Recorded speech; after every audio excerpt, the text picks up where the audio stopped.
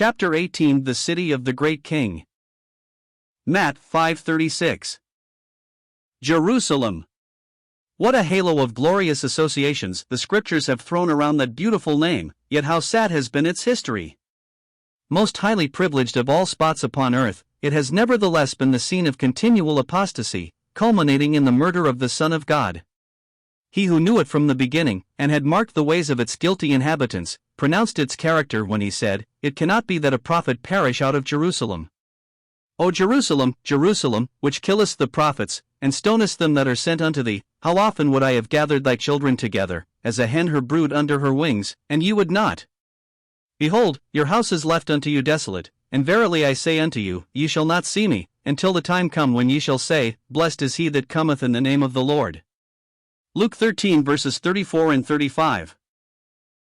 Many other scriptures foretell the present protracted desolation of Jerusalem and of the temple. When he was come near, he beheld the city, and wept over it, saying, If thou hadst known, even now, at least in this thy day, the things which belong unto thy peace. But now they are hid from thine eyes. For the days shall come upon thee, that thine enemies shall cast a trench about thee, and compass thee round, and keep thee in on every side, and shall lay thee even with the ground, and thy children within thee, and they shall not leave in thee one stone upon another, because thou knewest not the time of thy visitation. Luke 19 verses 41 to 44. Again, for there shall be great distress in the land, and wrath upon this people. And they shall fall by the edge of the sword, and shall be led away captive into all nations, and Jerusalem shall be trodden down of the Gentiles, until the times of the Gentiles be fulfilled. Luke 21 verses 23 and 24. And again, the children of Israel shall abide many days without a king, and without a prince, and without a sacrifice, and without a pillar, and without an ephod, and without teraphim. Afterward shall the children of Israel return, and seek the Lord their God, and David their king, and shall fear the Lord and his goodness in the latter days. Hosea 3 verses 4 and 5. And again, blindness in part has happened unto Israel, until the fullness of the Gentiles be come in. Romans 11 verse 25. From the consideration of all this the Spirit of God would teach us a deep practical lesson. Behold therefore the goodness and severity of God, on them which fell, severity, but toward thee, goodness, if thou continue in his goodness, otherwise thou also shalt be cut off. The severity of God is a fearful term, but it must have its way against sin if grace be despised. Grace was despised by Israel, and what a witness are they during 1800 years of God's severity. Grace is despised by Gentile Christendom, and turned into lasciviousness, Jude 4, and so surely as the vengeance written was fulfilled literally and to the very minutest detail upon apostate Israel, so surely shall the vengeance foretold be executed upon the Gentile rejectors of the gospel. But the time is coming when the glorious things, Psalms 87 verse 3, that are spoken concerning Jerusalem shall have their fulfillment, for the city shall be built again upon its own heap, Jeremiah 30 verse 18, not as an act of unbelief, to be again the scene of desolation, though doubtless this will first take place, but built to the Lord, and it shall not be plucked up nor thrown down any more forever. Jeremiah 31 verses 38 to 40. Behold, the days come, saith the Lord, that I will perform that good thing which I have promised unto the house of Israel and to the house of Judah. In those days, and at that time, will I cause the branch tree of righteousness to grow up unto David, and he shall execute judgment and righteousness in the land. In those days shall Judah be saved, and Jerusalem shall dwell in safety, and this is the name wherewith she shall be called, the Lord our righteousness. Jeremiah 33 verses 14 to 16. Thou shalt arise, and have mercy upon Zion. When the Lord shall build up Zion, he shall appear in his glory.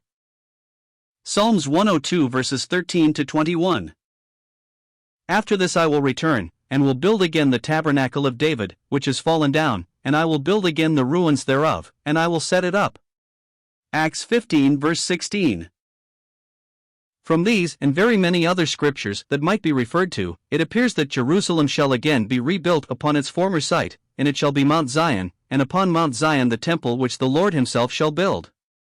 The city shall be holy. Every pot in Jerusalem shall be holiness to the Lord. Zechariah 14 verse 21. The Lord himself shall dwell there, for it shall be called Jehovah Shammah, the Lord is there. Ezekiel 48 verse 35. For the Lord hath chosen Zion, he hath desired it for his habitation. This is my rest forever, here will I dwell, for I have desired it. Psalms 132 verses 13 and 14. Consequently Jerusalem shall be the gathering place for all nations. They shall even go up from year to year to worship the King, the Lord of hosts. Zechariah 14 verses 16 and 17. The mountain of the house of the Lord shall be established in the top of the mountains, and it shall be exalted above the hills, and people shall flow unto it. And many nations shall come, and say, Come, and let us go up to the mountain of the Lord, and to the house of the God of Jacob, and he will teach us of his ways, and we will walk in his paths, for the law shall go forth of Zion, and the word of the Lord from Jerusalem. And he shall judge among many people, and rebuke strong nations afar off, and they shall beat their swords into plowshares, and their spears into pruning hooks. Nation shall not lilt up a sword against nation, neither shall they learn war any more. Micah 4 verses 1 to 3, see also Zechariah 8 verses 20 to 23. The worship of God shall then be established in the earth, the King of Kings shall be the head, the final appeal of the religion as well as of the politics of all nations. There will be the house of the Lord, one house, built by himself, and called the house of prayer for all nations, Mark 11 verse 17, such a house as man could not build, its architecture divine. It shall be the perfection of beauty. Psalms 1 verse 2. The glory of Jehovah that Ezekiel beheld as with a fond lingering over the much-loved spot, slowly departing, see Ezekiel 8 verse 4, 9 verse 3, 10 verse 4, 11:23, till it stood upon the mountain which is on the east side of the city, shall again have returned, as it is written, Behold, the glory of the God of Israel came from the way of the east, and his voice was like a noise of many waters, and the earth shined with his glory. Ezekiel 43 verse 2. The glory of the Lord shall be revealed, and all flesh shall see it together, for the month of the Lord hath spoken it. Isaiah 40 verses 1 to 5. Then the moon shall be confounded, and the sun ashamed, when the Lord of hosts shall reign in Mount Zion, and in Jerusalem, and before his ancients gloriously. Isaiah 24 verse 23. Beautiful for situation, the joy of the whole earth, is Mount Zion, on the sides of the north, the city of the great King. Psalms 48 verse 2.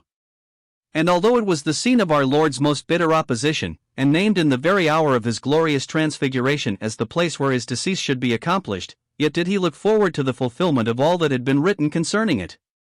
To him it was indeed the city of the great King, for he knew that where he was shamefully crucified he would also gloriously reign. The glory and wealth of all earth's great and influential cities are meantime, in comparison with that which shall yet be in Jerusalem, mere glitter and tinsel, for they are not monuments bearing witness to the grace of God, but to the pride and selfishness of man. The palace and the princely mansion, whose inmates are rolling in luxury, may be but a stone's throw from the workhouse, where the suffering poor are dying on the tax-gatherer's pittance, cold as charity, yet the little space between is a gulf that no man passes over. Are not such the brands that tell of the city being the city of Cain? They can increase in wealth, and be artificers in brass and iron, and handle the harp and the organ, science and art may prosper, and men congratulate themselves on progress, as they flutter along the surface of life, not knowing or caring to inquire into the depths of misery, poverty, and sin that lie around. Practically they say with Cain, Am I my brother's keeper? Or with the Pharisee who, in self-justification, parried the thrust of the two-edged sword, who is my neighbor? But of Jerusalem it is written, God is known in her palaces for a refuge. Psalms 48 verse 3. Blessed guarantee of peace and prosperity. Each one shall have come to the man who is the hiding place from the wind, and a covert from the tempest. Isaiah 32 verse 2. No longer, like Adam, hiding from God, they shall hide in God. They shall all know the Lord, from the least unto the greatest.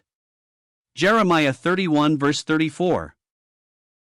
Their eyes shall see the King in his beauty, the inhabitant shall not say, I am sick, the people that dwell therein shall be forgiven their iniquity. Isaiah 33 verses 17 to 24. It will be the city of solemnities, a quiet habitation, a tabernacle that shall not be taken down. Isaiah 33 verse 20. Thus saith the Lord, I am returned unto Zion, and will dwell in the midst of Jerusalem, and Jerusalem shall be called a city of truth, and the mountain of the Lord of hosts, the holy mountain. Thus saith the Lord of hosts, there shall yet old men and women dwell in the streets of Jerusalem, and every man with his staff in his hand for very age. And the streets of the city shall be full of boys and girls playing in the streets thereof. Zechariah 8 verses 3-5. Their fast shall be joy and gladness, and cheerful feasts. Zechariah 8 verse 19. I create Jerusalem a rejoicing, and her people a joy. And I will rejoice in Jerusalem, and joy in my people, and the voice of weeping shall be no more heard in her, nor the voice of crying. And they shall build houses, and inhabit them, and they shall plant vineyards, and eat the fruit of them. They shall not build, and another inhabit, they shall not plant, and another eat, for as the days of a tree are the days of my people, and mine elect shall long enjoy the work of their hands. They shall not labor in vain, nor bring forth for trouble, for they are the seed of the blessed of the Lord, and their offspring with them. And it shall come to pass, that before they call, I will answer, and while they are yet speaking, I will hear. The wolf and the lamb shall feed together, and the lion shall eat straw like the bullock, and dust shall be the serpent's meat. They shall not hurt nor destroy in all my holy mountain, saith the Lord. Isaiah 65 verses 18-25. Truly glorious things are spoken of this city, which time and space are alike wanting to tell. May the thought of what God is thus about to do for his own praise upon this sin-blighted world make all its present pomp and ambition, its godless progress and outside refinement to be in our eyes, as it is in God's eyes, vanity of vanities.